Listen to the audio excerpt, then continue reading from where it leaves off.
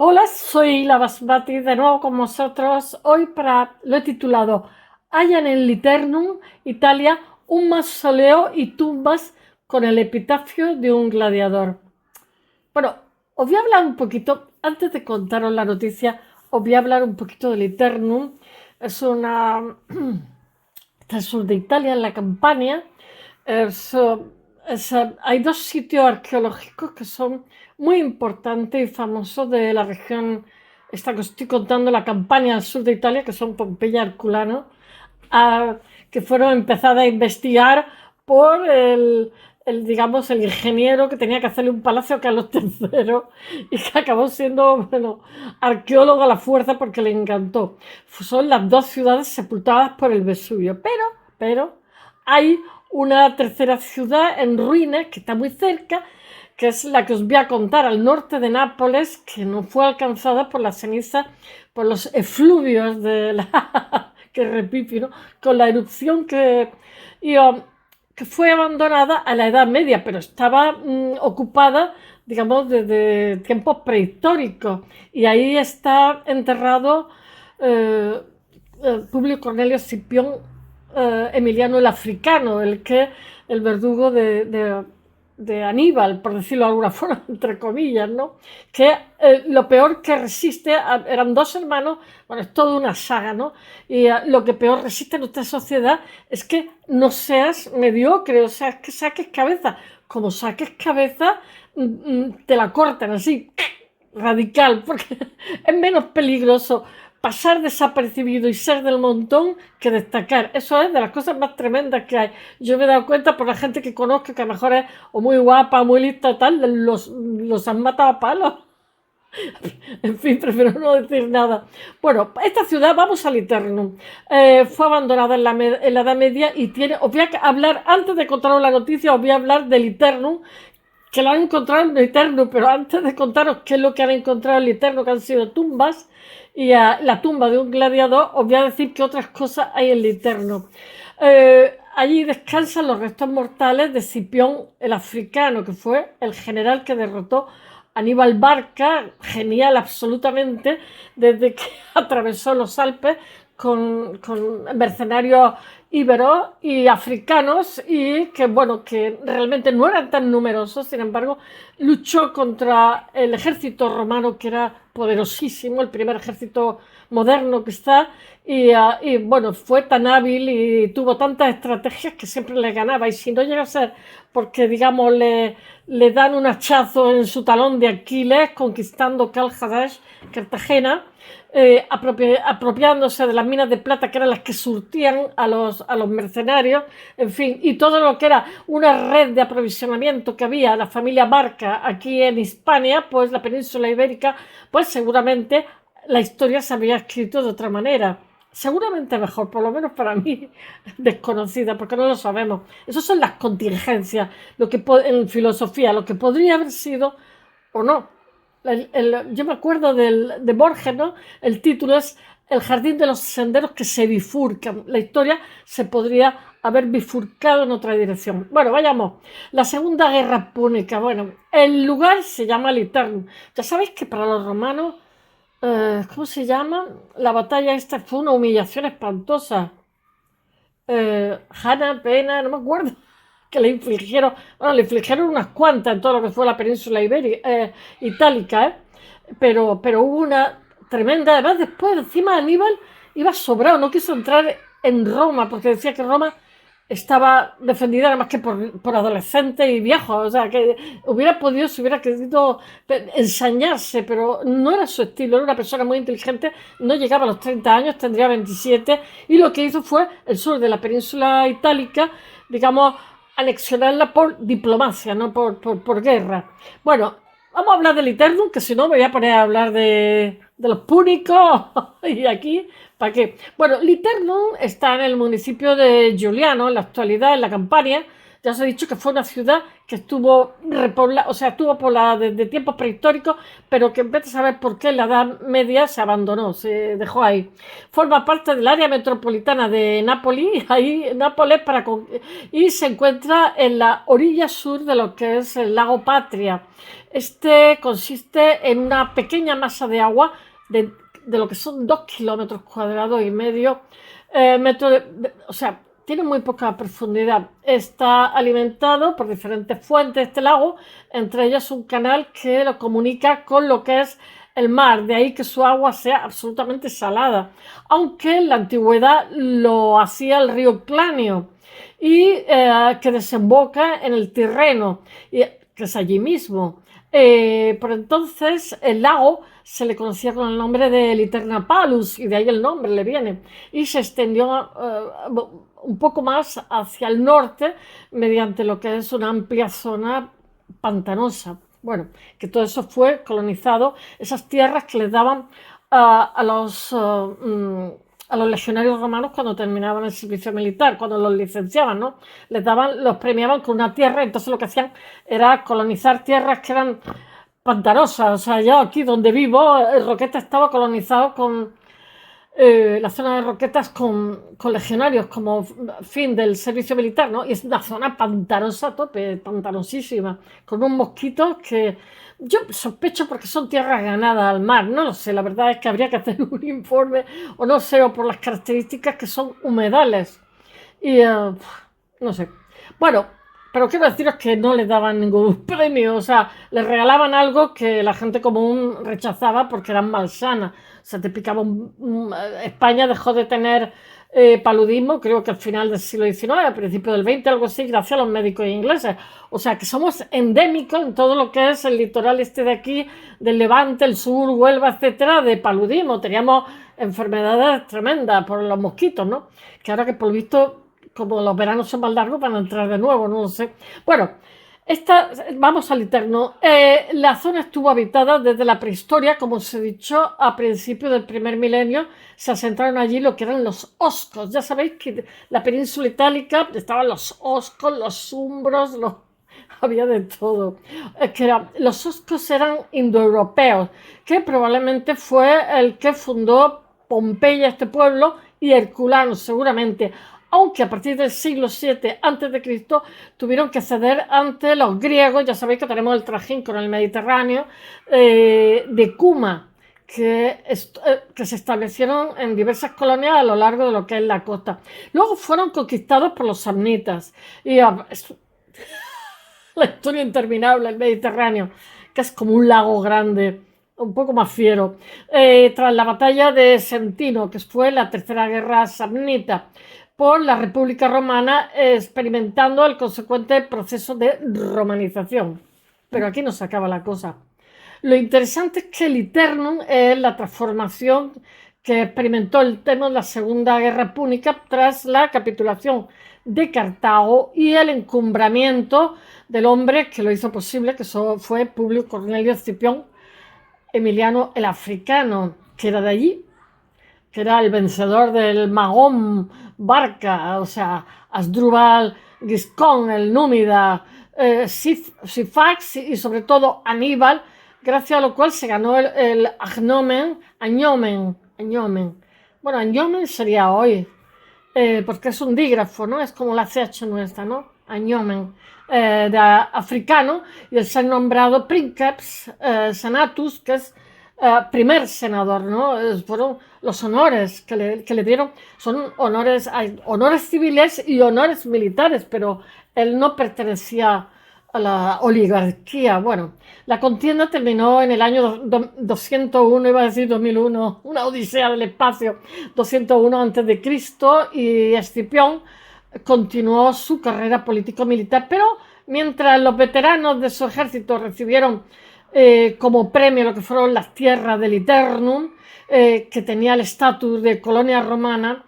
Eso fue en el 194 a.C., pero a lo largo de los años siguientes, o sea, se los comía la envidia a la gente que había en Roma con este y con el hermano, porque eran triunfadores. Las cosas cambiaron, las intrigas, ¿no? Es como el cuadro de las lanzas, el señor este que hay italiano, que era un triunfador, lo mandaron de mala manera a Italia porque creó una envidia horrorosa. Bueno, el caso es que cambió para el héroe de Sama. Inicialmente todo fue una maravilla, persiguiendo a Aníbal hasta el imperio seleucida de Antíoco III, el Grande, al que también derrotó en la batalla de Magnesia, también con su hermano, que también recibió por ello el añomen de asiático en el 190 a.C. O sea, murieron de éxito, que es casi peor que ser perdedora. Bueno, pero la antigua Roma, la ciudad de Roma, el éxito malo, malo, solía despertar una envidia. Yo creo que en la actualidad sigue exactamente igual, o sea, es peligroso ganar demasiado. Crea unos recelos horrorosos. Bueno, el caso es que al volver, los dos escipiones, ahí tenían ya los cuchillos afilados y fueron acusados de haberse dejado sobornar por el rey derrotado debido a las laxas condiciones que impusieron, y el principal acusador, Catón el Viejo, que murió, yo creo que murió, no conoció la conquista, exigió que hicieran pública, este hombre era, no, pues no, las cuentas de la campaña, no sé, pues entonces tengo yo como varias versiones. El africano, o sea, Publio Cornelio Escipión, el africano, se indignó con lo que hicieron, eso que dijeran las cuentas, ¿no? Y se negó totalmente, y eso se tradujo en una condena para su hermano. Me dijeron que se había hecho rico de forma un poco dudosa. Bueno, él lo liberó de su prisión, y aunque finalmente lo humillaron totalmente a él y al hermano, se hizo el pago de la sanción dictada. La actitud de Publio Cornelio Escipión sirvió para abrir otro proceso contra él, porque realmente contra quien iban era contra él, que era el líder. Entonces se fue de Roma para retirarse a la villa que tenía el Eternum, y allí se dedicó a cultivar sus olivos, pasó de senado y pasó de todo. Nunca volvió, dedicándose a la agricultura del olivo y a escribir sus memorias, mientras que sus enemigos se frotaban las manos, renunciaban a continuar con la acusación. Quizás eran conscientes de que le quedaba poca vida, y así fue, murió poco después. Es que esas humillaciones matan, ¿eh? Falleció en el 183 a.C., habiendo indicado explícitamente ser enterrado allí. Y además le puso un epitafio a su tumba que no tiene desperdicio, ahora lo cuento.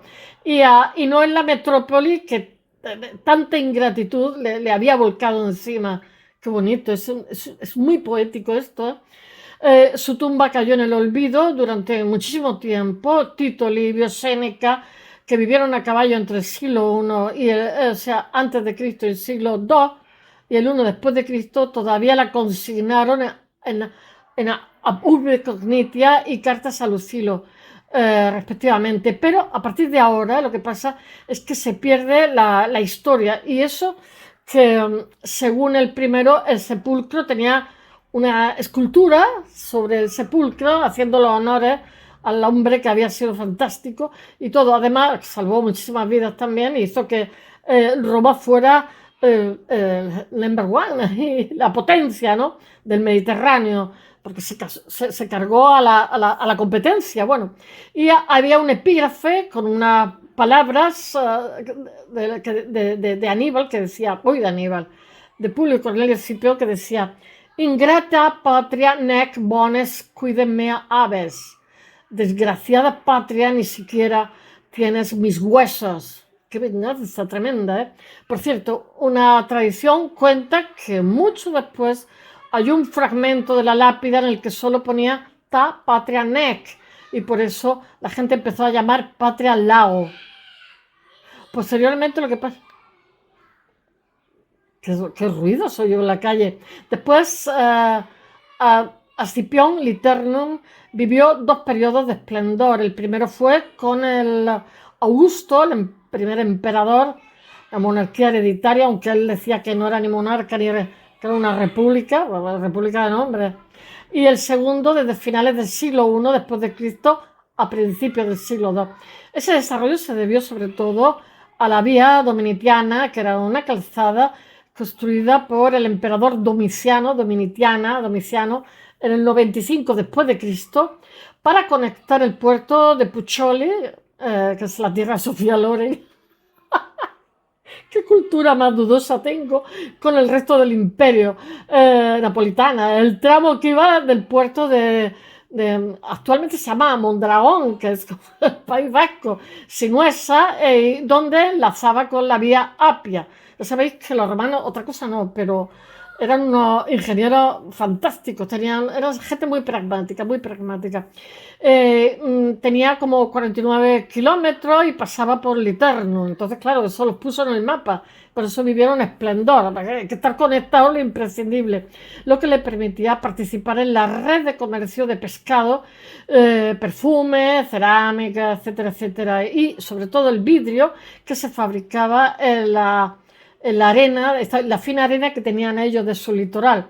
En esta etapa la ciudad llegó incluso a ser sede episcopal, pero una serie de inundaciones y las invasiones bárbaras que empezaron a asolar la península itálica hicieron que en el siglo IV después de Cristo, hasta luego Lucas, en adelante la gente tendiera a largarse a otro sitio, a abandonar el lugar, seguramente porque empezó a hacerse peligroso, es lo que imagino. Para eso que los alemanes dicen que no, que los foedus, que tal, que eran pacíficos, ¿sabes? Se largaron para irse al pueblo vecino que es Lilianum, que es en la actualidad Giuliano de Campania, ¿no? Que es otro núcleo urbano que estaba cerca, fundado por los griegos. Después Liternum, pobrecita Liternum, quedó absolutamente abandonada en el medievo y ya únicamente vivía allí una comunidad benedictina. El sitio fue redescubierto en el siglo XIX al encontrarse algunas lápidas, lo que en 1930 incentivó a los arqueólogos a excavar en busca de la tumba de Escipión Emiliano, pero no está claro si tuvieron suerte, yo creo que no la encontraron. Hoy en día lo que pasa es que constituye el centro de un parque arqueológico que a su vez está integrado en una reserva natural regional del Foce Boturno, Costa de Licola, que es un área protegida de 1.540 hectáreas, de las que 85.000, claro, paran de encontrar cosas, 85.500 metros cuadrados son las ruinas históricas que comenzaron a salir a la luz en 1932. Estos restos, que es la noticia que os voy a contar hoy, es bastante mal estado, incluyen foros rectangulares y se supone que bajo el pavimento reposa Escipión, Capitolio del siglo II después de Cristo, y con un templo dedicado a la triada de Júpiter, Minerva, Basílica, de tiempos de Sila, teatro, o sea, la época antonina, con aforo para 1 millar de espectadores, murallas, cisternas, o sea, terma, anfiteatro, metrópoli, han hecho un parque y no paran de encontrar cosas del periodo imperial, y un ara que se colocó en el sitio donde se supone que está inhumado el general Publio Cornelio Escipión Emiliano, en el foro frente a la taberna, que es tiendas, y desde el 2016 el conjunto ha sido incorporado al parque arqueológico Campus Flegrei y se puede visitar. Entonces la noticia que quería contaros, que no la voy a contar en la vida, es que en las excavaciones de la antigua colonia romana de Literno,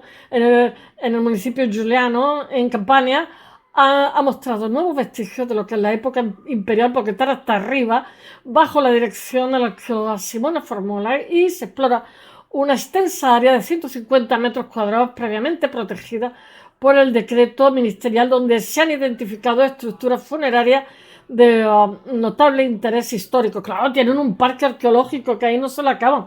Es que tienen, o sea, Grecia, Turquía, Italia, diría que también España, pero casi, no sé, tienen un patrimonio arqueológico que eso es interminable. Bueno, entre los descubrimientos más importantes figuran 2 recintos funerarios que conservan amplias secciones de su revestimiento original y sus muros, que están decorados en una primera fase con un tono blanco y posteriormente enriquecidos con detalles en rojo. ¿Cómo se llama? Ay, no me acuerdo cómo se llama ese rojo. Bueno, óxido de hierro.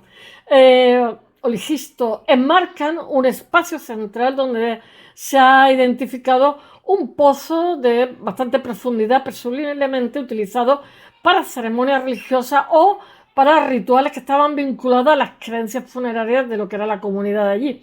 Un elemento arquitectónico que destaca dentro de las excavaciones es un mausoleo de planta cuadrangular que estaba construido con la técnica de opus reticulatum, que era empleado empleando bloques de, ¿cómo se dice?, de toba gris, y tenía una estructura de 3 metros por lado y presenta nichos que estaban lucidos en sus muros internos para albergar unas cinerarias, lo que sugiere un uso prolongado de lo que es la necrópolis a lo largo de varias generaciones.